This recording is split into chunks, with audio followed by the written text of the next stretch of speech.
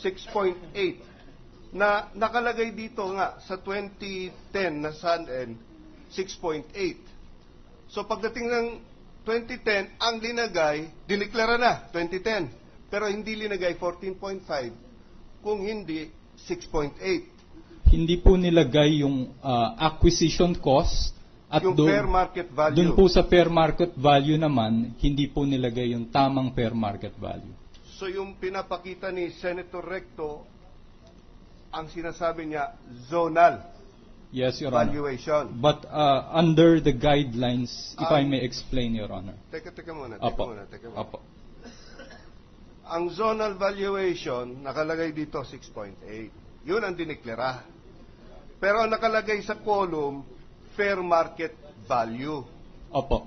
May diferensya, ang pagkalam ko, may diferensya ang zonal valuation at may diferensya ang fair market value. Hindi po ba? Tama po.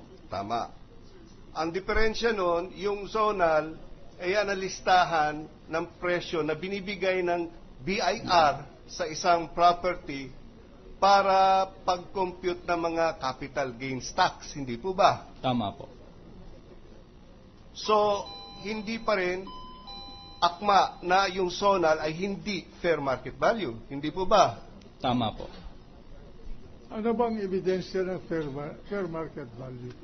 Your Honor, in the 1994 SALN of Chief Justice. Normally, among us Yes, Your lawyers, what evidence do we need to determine fair market value?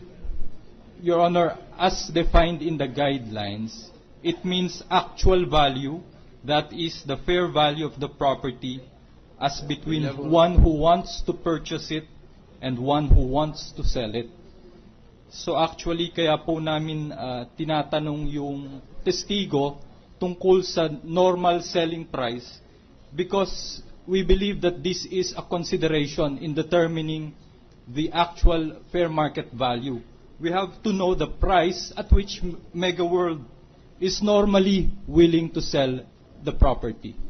Yun po yung connection that we were trying to show, Your Honor. Mr. President, Senator Villar. The gentleman from Las Piñas, he can help us in this because he is in this field. Hindi naman po, mahal na Pangulo. Ako po ay gusto ko lang bigyan ng konting kaliwanagan. Iba-iba ho ang policy ng mga developer dyan sa condominium. At marami mga circumstances po yan. Meron pong mga naghahabol ng benta, wika nga pag year-end na malalaki discount. Meron namang namumblema. At meron namang mga tama yun kung inabot ng bagyo, nasira. Talagang mga special na presyo na yan. At normally maraming flexibility po ang mga manager dyan. Wala sila yung mga hanggang 10% ka lang. Meron flexibility sila. Babanggitin ko po at siguro ito na lamang example ko ang aking kontribusyon sa diskusyon na ito. Noong Disyembre po, kung nagbabasa kayo ng sa mga nagbabasa po ng mga dyaryo, at siguro milyon-milyon po nakabasa nito, isang malaking developer po ang nag-offer ng 40% discount to anybody, to everybody. Iyan po ay hanapin niyo po yung mga dyaryo noong Disyembre at makikita po niyo yun, 2 pages po yun, 40% discount to everybody sa condominium, lahat na units nila. Alam niya ng ating witness yun. Kung ano, subalit, yun lamang po ang aking contribution dito. Na ang masasabi ko lamang po, napakaraming factors that govern pricing. Hindi po simple yan. Hindi yung puhunan lang, hindi yung binagyo lang, minsan yung pangangailangan. For example, kung 2007, maaaring katatapos natin ng world crisis noon, medyo mahirap ang bentahan, agresibo po yan. Pagka 2010 na medyo boom, halimbawa, mahihirapan kayo kumuha ng malaking discount. Dahil dyan, minsan pipila pa kayo. Pero pagka naman isang developer gusto mag-agresibo, depende po yan sa programa nila. Kamukha nung isa nga ay na tama naman policy. Hindi ko sinasabing maling policy. Kung gusto nilang mag-dominate ng market, malaki market share, 40% discount, open to everybody. Yun ang hanapin po niyo sa December. Mr. President, Mr. President, may we urge... The floor leader. Yes, may we urge Senator Villar to disclose the name. Total, matindi ang plugging ng Villaggio. Sobrang plugging ng Villaggio. Sabagay, alam naman natin na isang napakagaling na developer at hinahangaan akong developer, ang SMDC ay nag-announce niya. Thank you, Mr. President. Senator Escudero, then Senator Lacson, Mr. President. Senator Escudero.